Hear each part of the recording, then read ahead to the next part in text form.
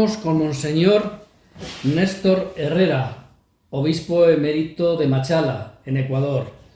Lo primero, muchísimas gracias por recibirme y por atenderme unos minutos. Gracias, Vicente. Para mí también es un placer tener esta conversación sobre algunos puntos que se mantienen vivos en la memoria del Ecuador, con el grupo vasco y también con el trabajo de evangelización realizado por ellos. Pues un poco por ahí va mi primera pregunta, porque usted se encuentra en estos momentos en Vitoria, porque aquí tiene muchos amigos. Me gustaría un poco qué recuerda de ese paso de los misioneros vascos, sobre todo durante su etapa como obispo de Machala.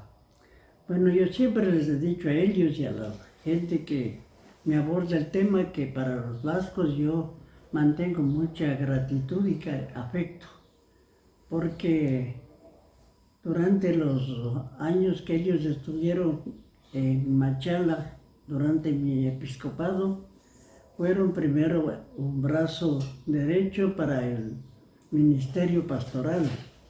Y luego también porque hubo una relación fraterna muy fuerte que permitió no solamente mantenernos en una unidad de espíritu y de criterios, sino también de fortalecimiento en la unidad de los agentes de pastoral de Machala y que repercutió grandemente en el pueblo de Dios que peregrina en esa diócesis. ¿Qué diría usted que queda del legado del paso de los misioneros vascos? Bueno, del legado de los misioneros vascos para mí ha quedado, y creo que todavía sigue quedando, ese empeño y compromiso en el trabajo de evangelización.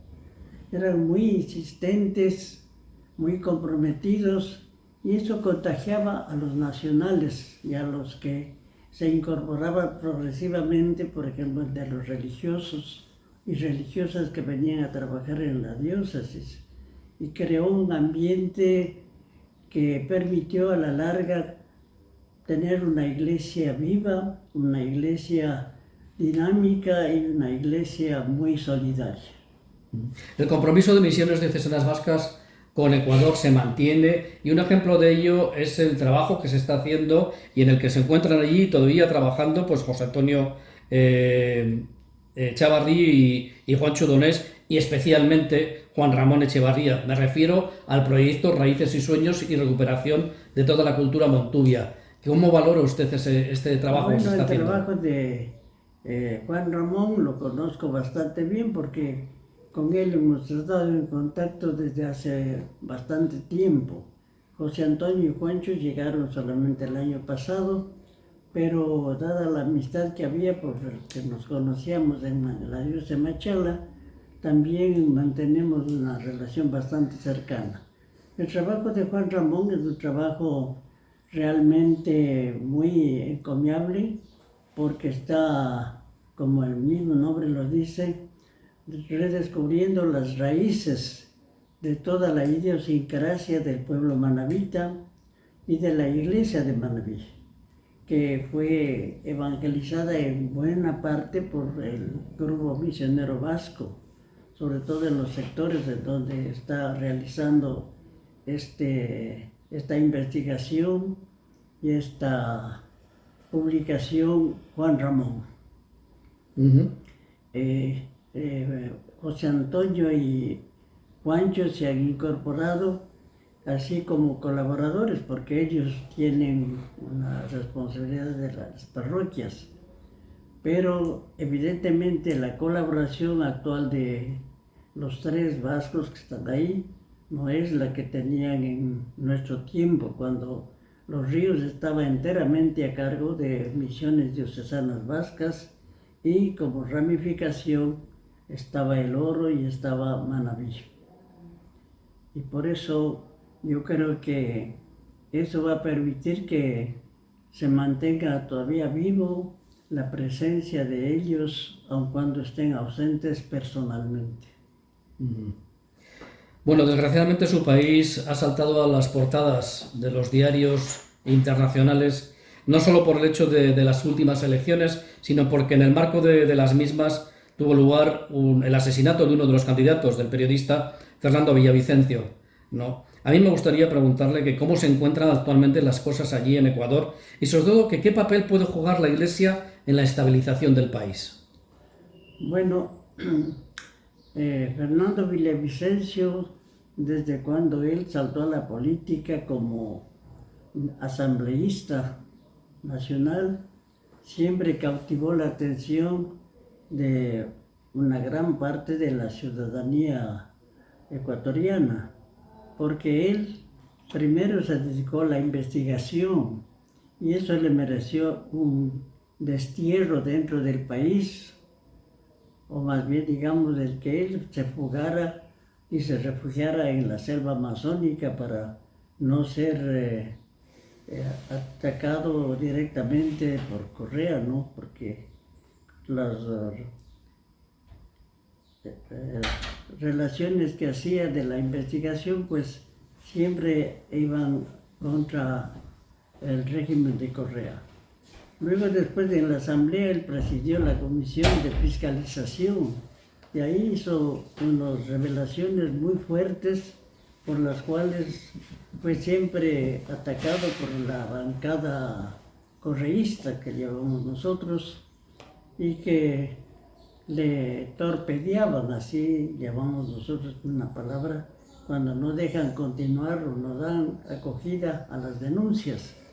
Y claro, cuando él se lanza a la candidatura de presidente, una vez que el gobierno decretó lo que llamamos ahí la muerte cruzada, entonces mucha gente, una buena parte del electorado vio con simpatía y comenzó a incentivar esa candidatura.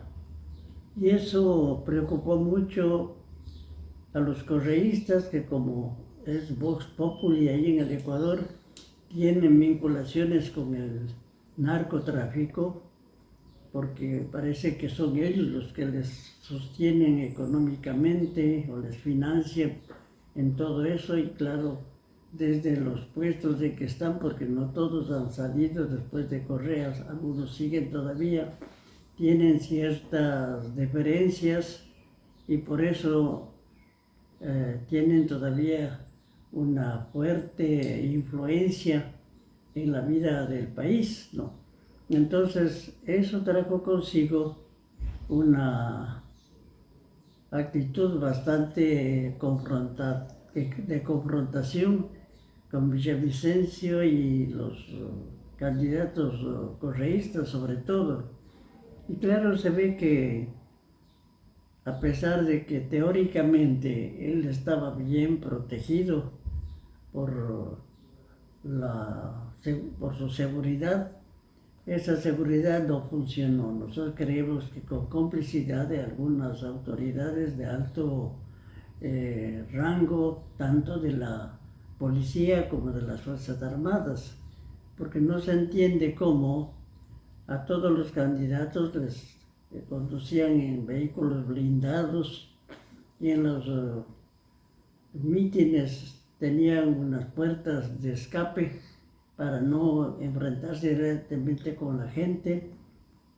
En ocasión de él le sacan por otra puerta que da directamente a donde estaba la multitud, y en un carro que no era blindado, y que el anillo de seguridad de la policía no funcionó porque estaban unos pocos policías en la puerta por donde él se embarcó, pero en la del frente no había ningún resguardo, y por eso es que los sicarios no tienen problema en dispararle y herirle directamente en la cabeza, que es lo que fue una muerte, yo diría, fulminante, ¿no?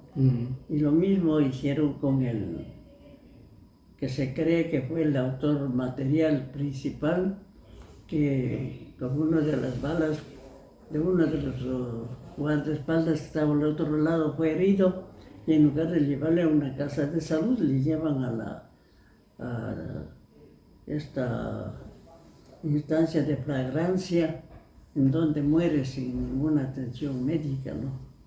Parece que la intención era que él muera para, yo digo un poco pensando en cómo murió o fue la muerte de Kennedy, Y cuando él muere, lo primero que hacen es matarle al supuesto asesino, ¿no? Para no tener pruebas. No dejar testigos. No dejar testigos. ¿Y la Iglesia qué puede hacer para...? Bueno, la Iglesia hubo un momento en el cual, sobre todo el sector indígena, motivado y acompañado del correísmo, llevó a cabo un levantamiento que duró casi 3 semanas y hubo graves consecuencias sociales en la vida del país. Buenos días.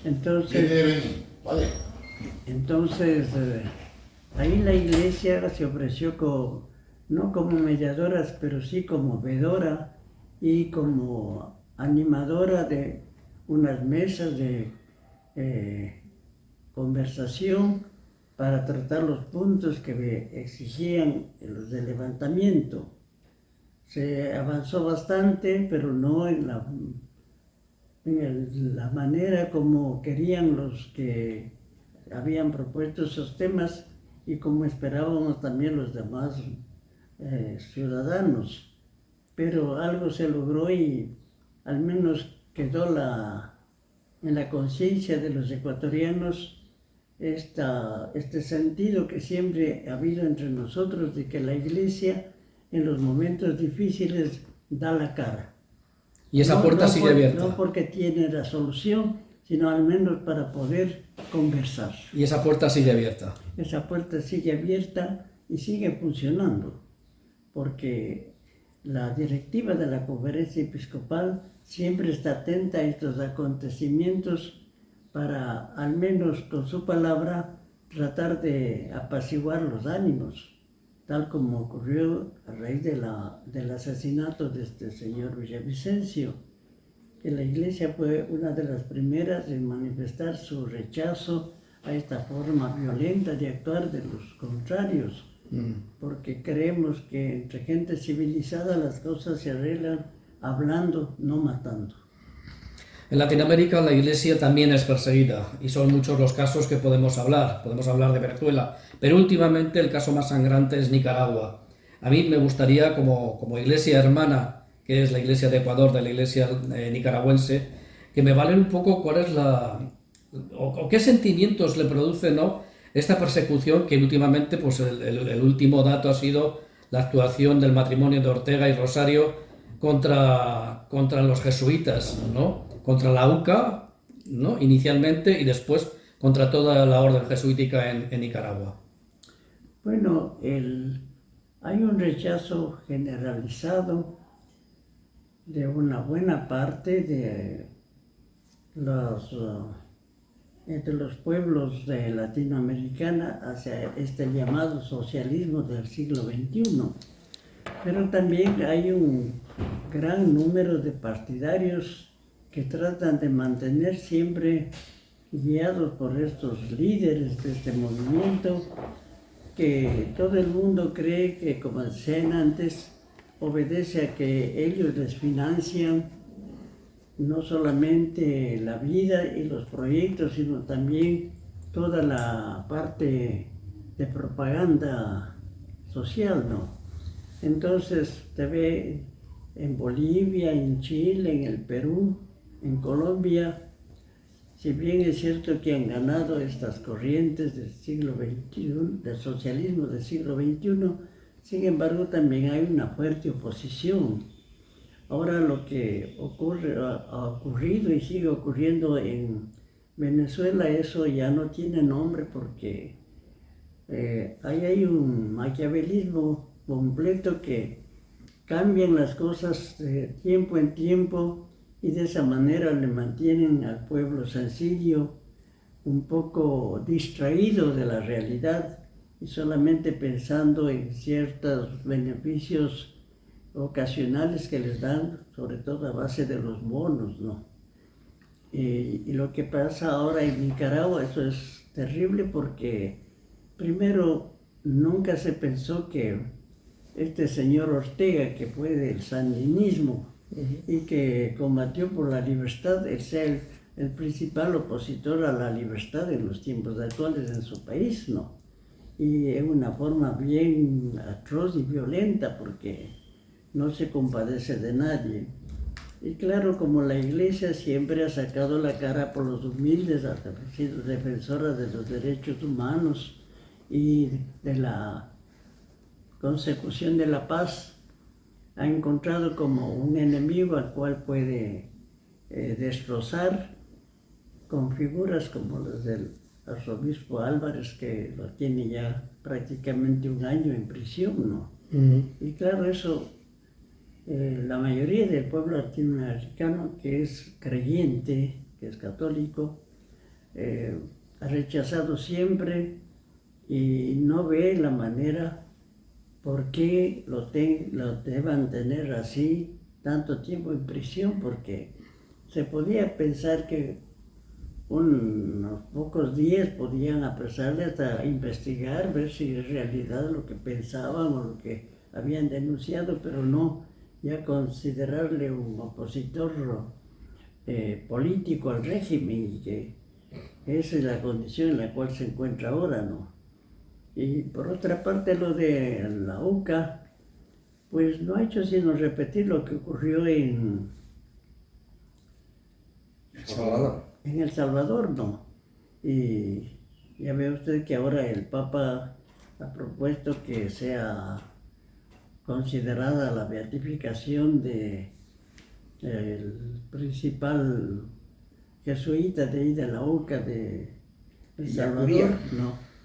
Y claro, yo no sé si eso mismo exacerbó los ánimos de Ortega, que ahora no solamente les confisca la universidad, sino que se apodera y ahora lo reduce a una universidad estatal, una universidad civil. Y claro, y a los jesuitas pues los trata ya de sacar de Nicaragua y expatriarles, aunque sean nicaragüenses, algunos de ellos, ¿no? Como ha hecho también con el mismo obispo Álvarez, él es nicaragüense y por eso él se ha negado a salir del país y ha preferido la prisión. Vamos a ir terminando y no me gustaría terminar esta entrevista sin preguntarle por el Papa Francisco, por Monseñor Bergoglio, que usted le conoció como tal, ¿no?, en las reuniones de la CELAM. Sobre todo lo que me gustaría saber si cree que Latinoamérica va a seguir dando papas a la historia de la Iglesia o si el sucesor de Francisco vendrá de otro lado. Bueno, es verdad, yo tuve oportunidad de tratar muy de cerca al actual pontífice cuando él era primero solamente arzobispo de Buenos Aires y después cardenal, porque en la preparación de Aparecida teníamos reuniones por secciones, el Cono Sur, los países bolivarianos, o también por comisiones, y yo en ese tiempo era presidente de la Conferencia Episcopal Ecuatoriana y el presidente de la Conferencia Episcopal Argentina. Entonces teníamos reuniones y ahí nos conocimos y tuvimos una relación bastante cercana. Después nos encontramos ya en la realización de la conferencia de Aparecida y él fue el secretario general. Yo fui secretario de un grupo lingüístico, ¿no? Entonces nos reuníamos los jueves para ir preparando el documento conclusivo. Y claro, cuando llegó a ser pontífice, yo me extrañé el cambio de, lo que diríamos en el Ecuador, el cambio de genio. A él le conocí yo, un hombre pausado, de pocas palabras, serio, ¿no? Exigente en el trabajo, eso sí, y muy dedicado.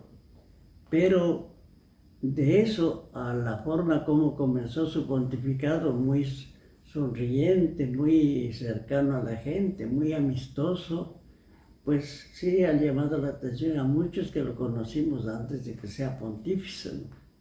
Pero claro, eso también ha generado una reacción positiva en el pueblo creyente, porque se ha sentido mejor una cercanía en la fe a la Iglesia Católica, aun cuando también eso mismo ha promovido, como en todas las cosas que se promueve un cambio, la reacción de otro sector que le ha declarado la guerra, comenzando por el mismo Vaticano, desde las congregaciones religiosas que ahora les llaman ya dicasterios, ¿no?